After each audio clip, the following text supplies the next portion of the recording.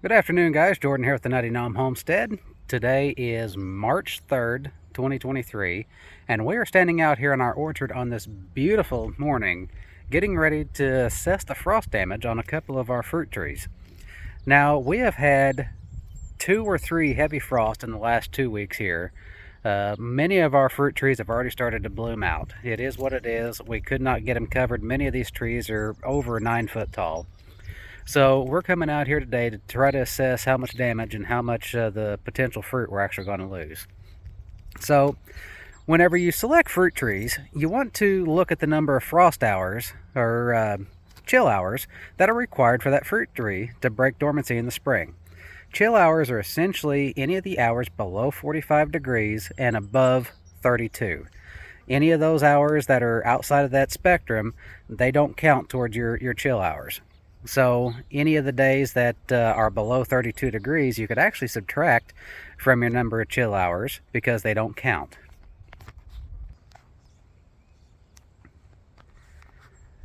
Now, many of our apple trees that we have will require somewhere around 500, 700 to 1,000 chill hours.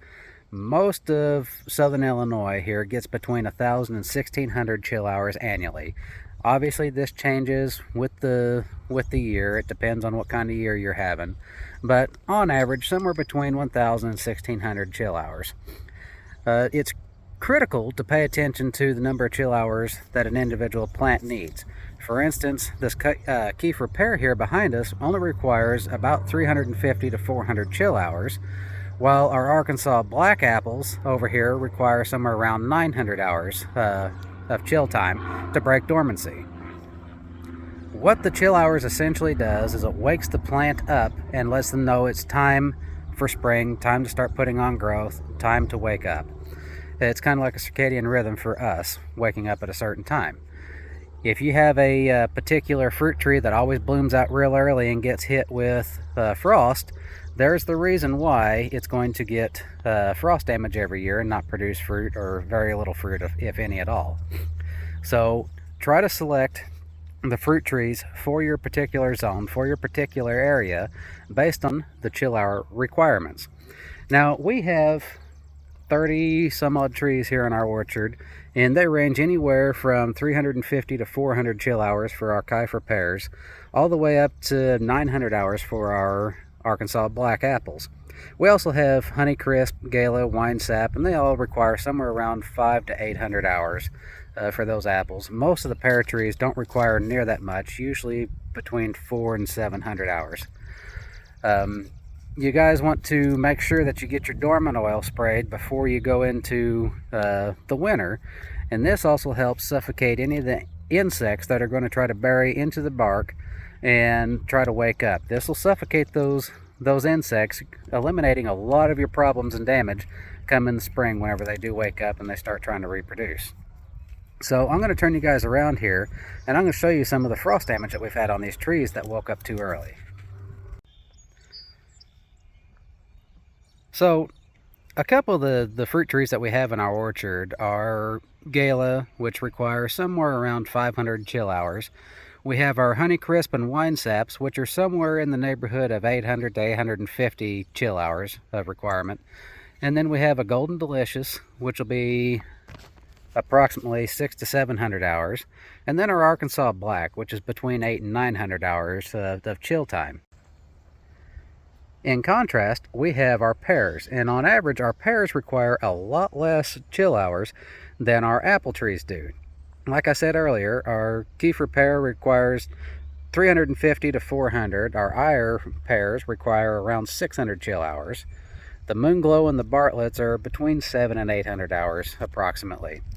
So a lot of our pear trees are going to wake up long before our apple trees do. So this is something to keep in mind whenever you're planting your home orchard. So I'm going to come around here and show you guys some frost damage on a couple of our fruit trees. As you guys can see, if I can get it to focus, these were already bloomed out last week, these pear trees. This is a Kiefer pear, and a lot of these blooms were hit with that late frost. And as you can see, not all of them were destroyed. Some of them were. I'd say probably close to 50% of them. But this is what happens whenever you get a late frost. This tree is about 9 foot tall, and I've got several more down there that are the same way. This row of pear trees, they're all about 9 to 10 foot tall, and they're just too tall to get out here and get them covered up. Unfortunately, we are going to lose some of our pears, and that happens whenever you get these late frosts. Now, if you look over here at some of our apples, this is a stamen wine sap. It is just now starting to put on blooms. These guys were sprayed with dormant oil once already this fall. They need to get sprayed again, actually. That's what I'm out here doing today. And since these are blooming out just a little bit later, these guys weren't hit so bad by the frost. Now, we did get some damage to a few of our twigs, sticks on the outside. That's okay. I haven't been able to prune these up yet anyway, so I'll get around to it. So if you guys can see this, this is a stamen wine sap, and it is just now in the silver leaf stage, actually just past it, and it's just getting ready to start to bloom. So we'd already sprayed this with dormant oil once in the late fall. It started to break bud. We did get hit with a frost, but I don't think this one got too much damage. We'll find out here in a week or so. Most of the apples look pretty good here on the farm. We do have a couple of pears that got damaged pretty hard. I'm going to show you some of those pear damage here in just a minute. So you may be wondering, what are some of the things you can do in your area to mitigate the damage of frost hurting some of your plants if your fruit trees tend to wake up early? Maybe you have a fruit tree variety that has low chill hours for your area, and it always tries to bloom out and gets hit with a frost. Unfortunately, besides covering the plant, there's not much you can really do. However, you can look at the location in which you are planting your orchard. Like our area here is nice and flat and gets plenty of sun throughout the day. However, it does sit slightly lower in elevation, so the cold air tends to settle here, so we do tend to get just a little more frost. You could also look into supplemental heat if you do not have that many fruit trees. Smudge pots, for instance, will provide just enough heat to keep the frost off, but they are expensive to use and run. So besides covering your plants, which whenever they get to be 9, 10, 12, 15 feet tall is almost impossible to do, look for plant varieties, whether it's apples, pears, peaches, any kind of fruit. Look for any kind of variety that requires chill hours consistent with the area that you live in. This is going to be the most consistent way to beat getting frost damage. So I appreciate you guys coming along while we check out the frost damage on our orchard. Looks like most of our pear and apple trees survived. We are going to have some loss from the blossoms getting hit by the frost, but that's just the way things go. So if you guys have any questions or comments, please feel free to shoot me a message or an email. I'd be happy to address those any way that we can. If you guys would like, share, and subscribe, I'd really appreciate it. Until next time, get out there and plant you an orchard.